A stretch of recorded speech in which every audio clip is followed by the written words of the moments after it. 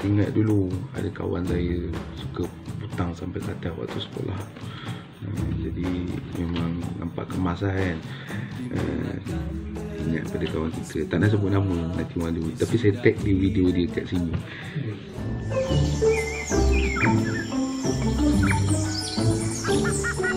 Assalamualaikum dan salam sejahtera. Kembali lagi kita dalam siri Alam dan Manusia. Saya amat berharap korang semua berada dalam keadaan sihat sejahtera. Saya doakan korang sentiasa dimurahkan rezeki dan dimudahkan segala urusan. Amin. Bagi korang yang baru terjumpa channel saya ini, saya ucapkan terima kasih. Terima kasih kerana sudi menonton. Dan jangan lupa subscribe jika korang rasa channel saya ini berjaya menambat hati korang. Hari ini kita tidak akan berkenalan dengan sejenis haiwan mahupun tumbuhan, tetapi hari ini kita akan berkenalan dengan tenaga. Menurut Kamus Dewan Bahasa dan Pustaka edisi keempat, tenaga itu bermaksud kekuatan yang membolehkan seseorang membuat sesuatu atau kegiatan untuk melakukan sesuatu. Dalam pengertian fizik, tenaga merupakan satu kuantiti skala yang menerangkan jumlah kerja yang dapat dilakukan oleh sesebuah daya dan juga merupakan sejenis ciri pada objek dan sistem yang menuruti sebuah hukum keabadian. Jenis-jenis tenaga termasuklah tenaga kinetik, keupayaan, haba, graviti, bunyi, cahaya, elastik dan elektromagnetik. Sebenarnya ada banyak lagi jenis-jenis tenaga, tapi dalam video kali ini saya akan pilih beberapa jenis tenaga untuk saya terangkan kepada anda semua. Tenaga diperlukan oleh benda hidup dan benda bukan hidup. Jangan korang ingat benda yang ada perut je yang perlukan tenaga. Benda yang bukan hidup juga memerlukan tenaga. Benda hidup memerlukan tenaga untuk menjalani proses kehidupan dan menjalani aktiviti seharian. Manakala benda bukan hidup pula memerlukan tenaga untuk berfungsi dan menjadikannya berguna atau boleh digunakan. Seperti contoh kenderaan, alat komunikasi, komputer dan sebagainya. Sumber utama tenaga kita di bumi ini ialah matahari.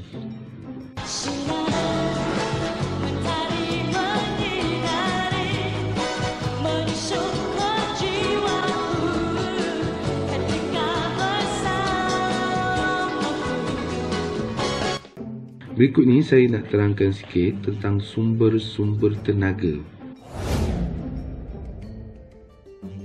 Macam yang saya sebut tadi, sumber utama kita di bumi ialah matahari. Matahari merupakan bintang terdekat dengan bumi dengan jarak purata 149,680,000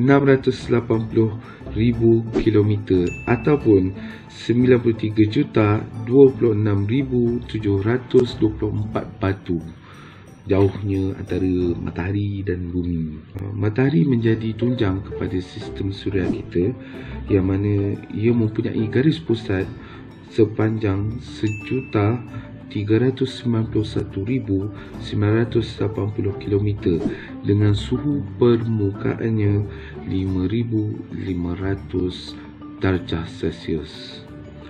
Dan suhu teras matahari ialah 15 juta darjah Celsius. Matahari dikelaskan sebagai bintang kerdil jenis G.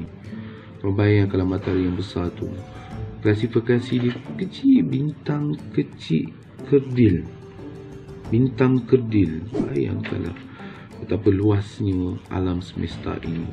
Oleh kerana jarak bumi dan matahari menghampiri 150 juta kilometer, cahaya yang dipancarkan oleh matahari mengambil masa 8 minit untuk sampai ke bumi.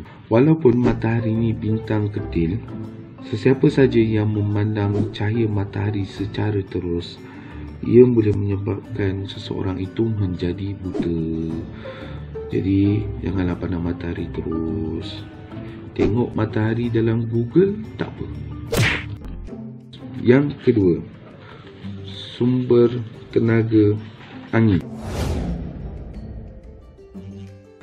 Angin merupakan zara-zara udara yang bergerak yang diakibatkan oleh putaran bumi dan juga pemanasan tidak sekata di permukaan bumi. Pemanasan ini mengakibatkan perbezaan tekanan udara di persekitaran. Perbezaan tekanan di persekitaran akan mengakibatkan pergerakan zara-zara udara kerana mengikut hukum fizik, udara di kawasan bertekanan tinggi akan bergerak ke kawasan yang bertekanan rendah. Angin membekalkan tenaga untuk menggerakkan kincir angin dan kapal layar. In fact, many of us have seen it in action, propelling sailboats across open seas or turning the blades of a farm's windmill to grind grain or pump water. Modern wind turbines are basically sleeker, higher-tech versions of the windmills of the past. But instead of using the wind to do farm work, they're designed to convert wind energy into electricity. Because wind is always blowing somewhere across the surface of the Earth, it's considered a renewable resource. And because the only thing required to turn a wind turbine is moving air, wind farms emit no greenhouse gases. Yang ketiga, sumber tenaga yang berikutnya adalah air. Air boleh wujud dalam banyak bentuk. Keadaan pepejal air biasanya dikenali sebagai ais. Keadaan gas pula dikenali sebagai wap air. Dan fasa cecair biasanya disebut sebagai air. Pergerakan air yang berarus atau berombak boleh menghasilkan tenaga bagi menggerakkan turbin jana kuasa elektrik. The water doesn't need to be very deep, nor the current very strong. Only enough for the small rotor blade to float free in the water. Its inventors say Blue Freedom is the world's smallest hydroelectric power plant. It takes just minutes to assemble. Once placed into moving water, the turbine transfers the energy to a mini generator in the shape of a ring. The ring then just needs to be secured on a stick nearby. The electricity is stored in batteries. And there you have your mini hydropower plant. With a river, it's very easy because the density of the water is 1,000 times greater than that of air. So you can keep the equipment really small and still have immense power. Yang keempat, biojisim. Terhasil daripada bahan buangan haiwan ataupun perebutan hidupan. Contohnya seperti kayu api, sampah organik dan juga najis haiwan.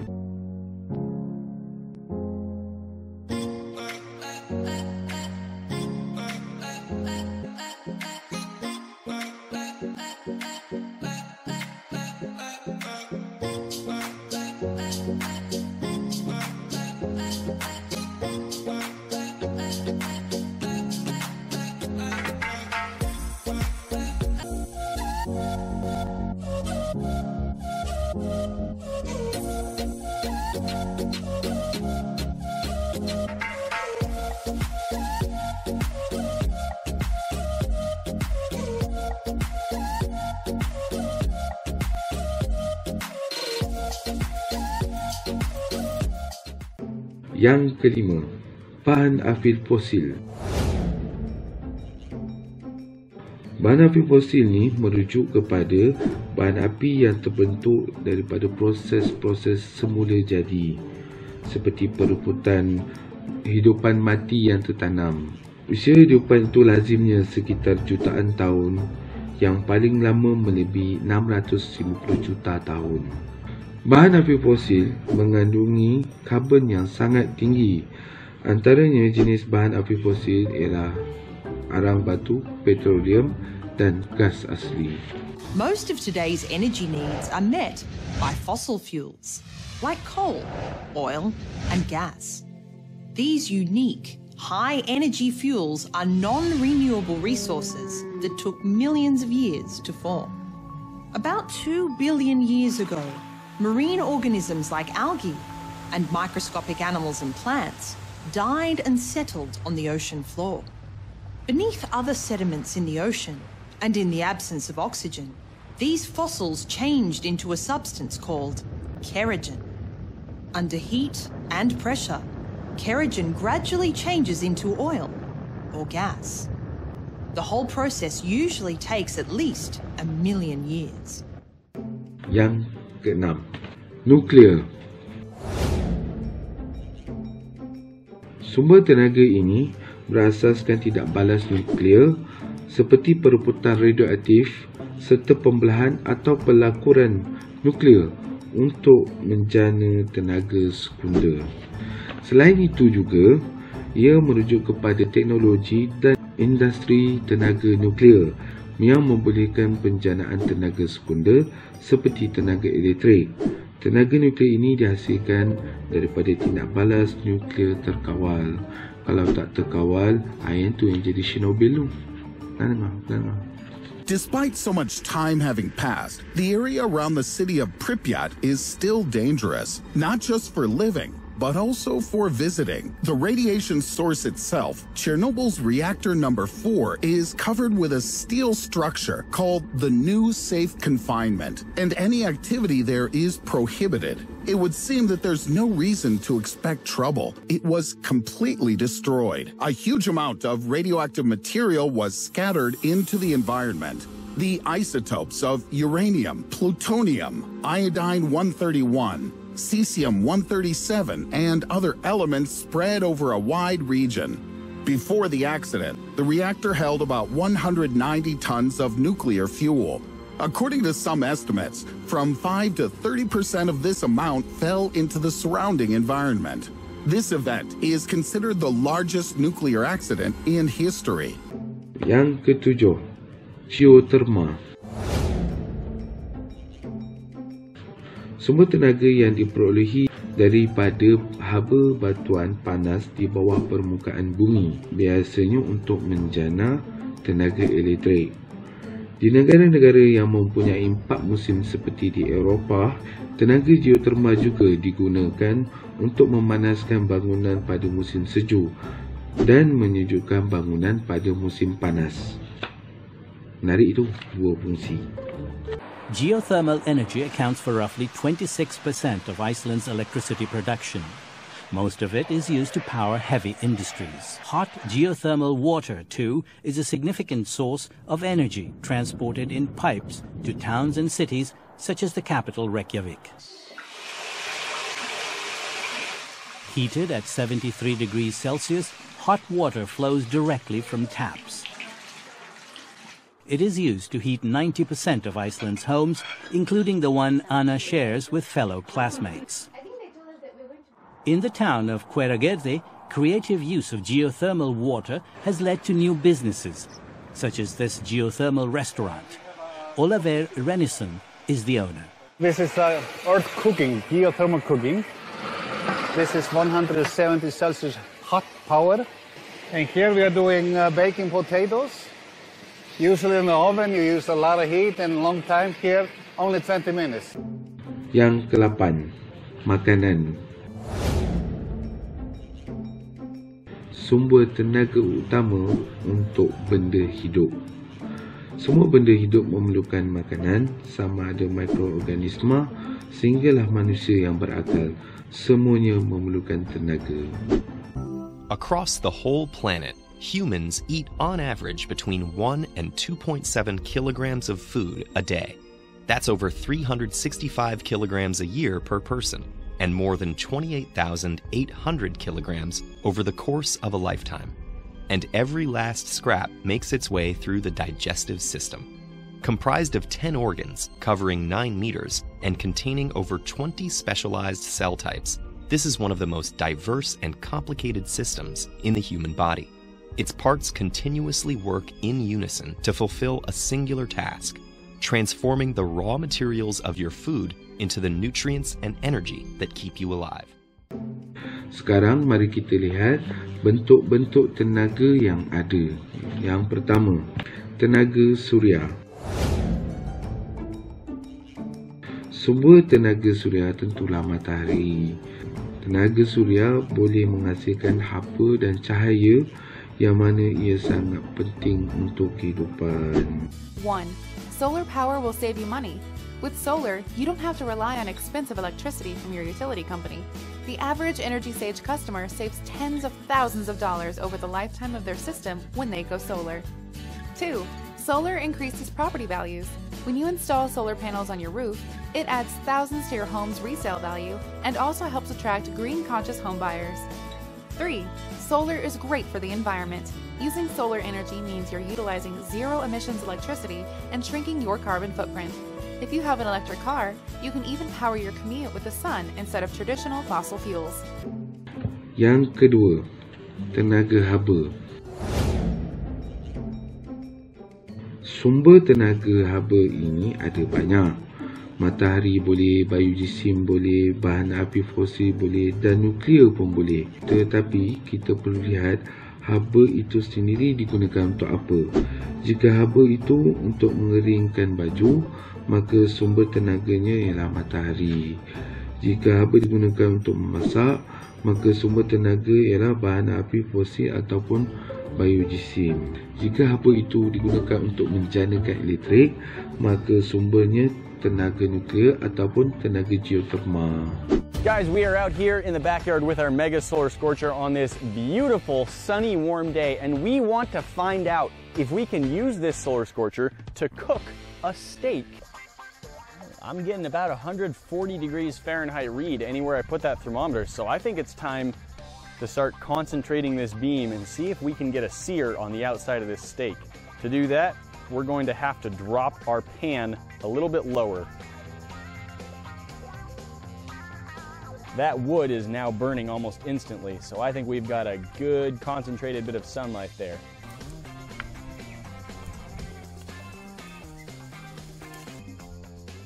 Ooh, overcooked. Well, it appears that I have cooked this steak a little bit more than is ideal. I like it to be a little bit more pink in the center, but that doesn't mean it's not going to taste good.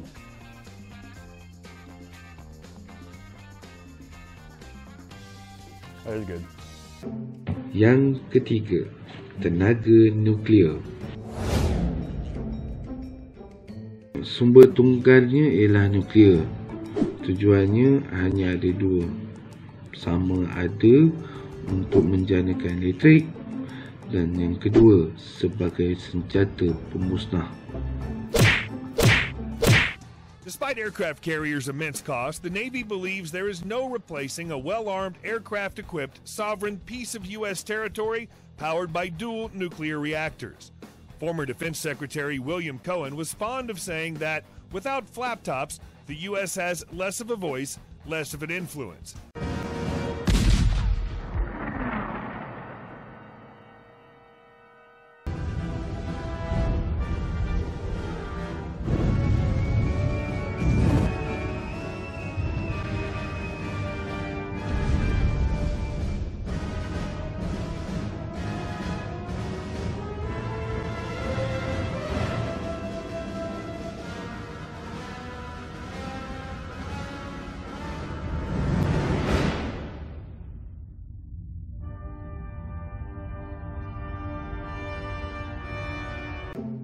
Yang keempat, tenaga elektrik. Bentuk tenaga ini ada banyak sumber. Bagi menjana tenaga elektrik, sumbernya boleh datang daripada matahari, air, angin, bahan api fosil dan juga nuklear. Ada banyak sumber tenaga untuk menghasilkan tenaga elektrik. Yang kelima, tenaga kimia. Tenaga ini dihasilkan daripada sumber makanan, bahan api fosil atau biojisim.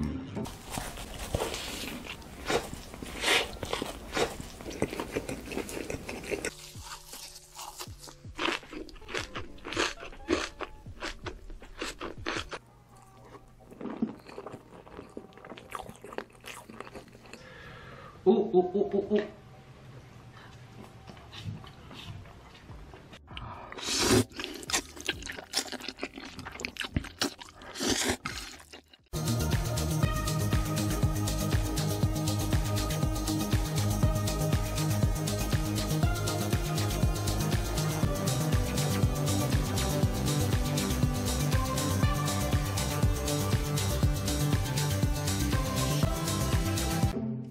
Yang keenam, tenaga cahaya.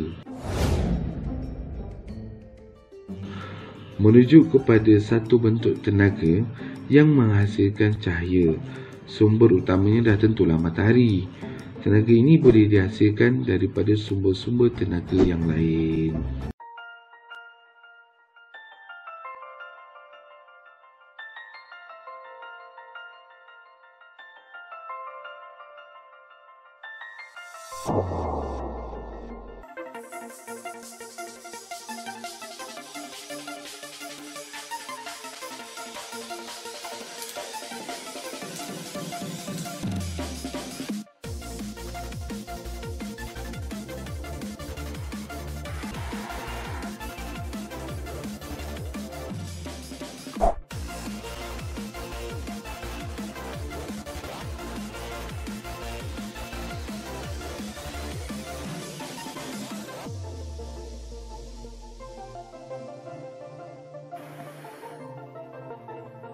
Yang ketujuh, tenaga kinetik.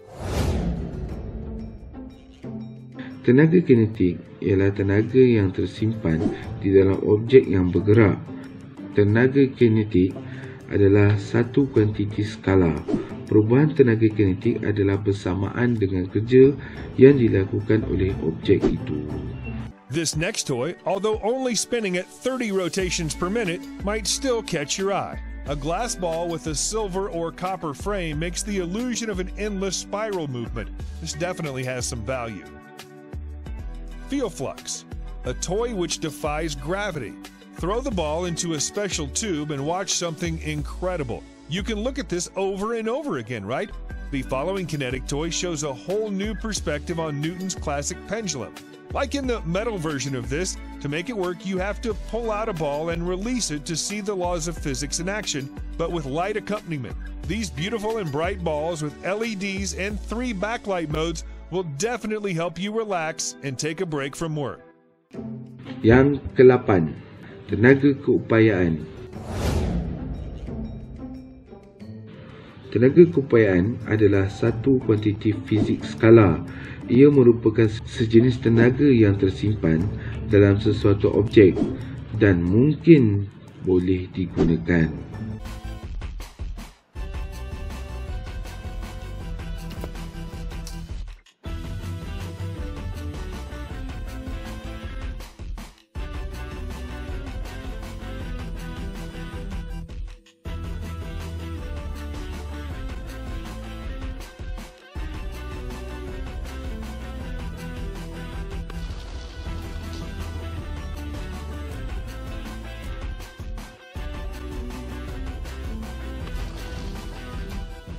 The rumors were true. There's a guy from my hometown in Alabama that can literally hit anything you throw at him with a bow and arrow.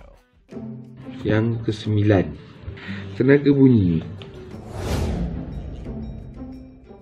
Tenaga ini dihasilkan daripada objek yang bergetar. Senang cerita, tenaga ini menghasilkan bunyi. Sama ada yang boleh kita dengari ataupun tidak. Kerana bunyi adalah penggangguan tenaga mekanik yang merambat melalui jirim melalui bentuk gelombang. Senang nak faham, radio, TV.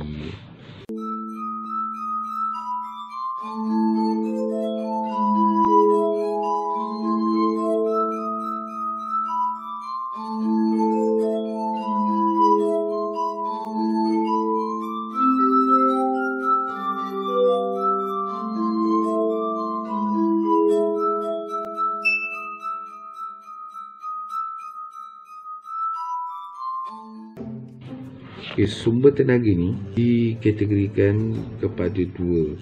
Yang pertama, sumber tenaga yang boleh diperbaharui, dan yang kedua, sumber tenaga yang tidak boleh diperbaharui.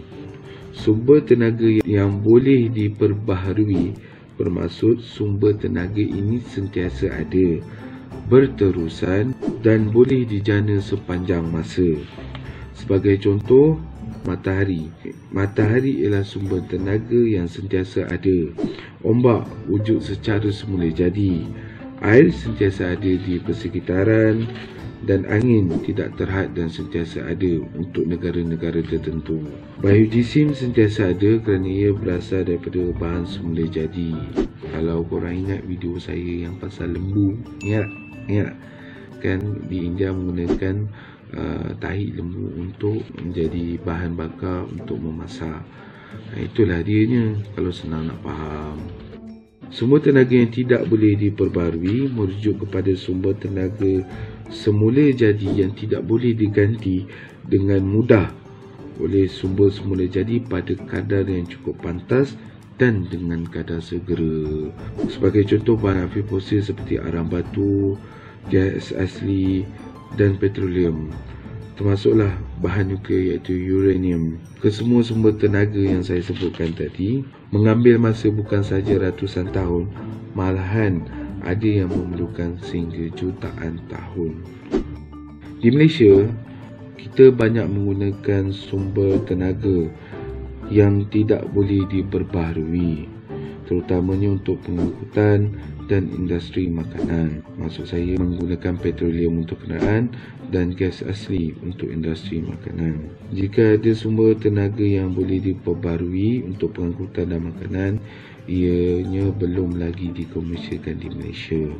Kalau ada pun berkemungkinan harganya agak mahal.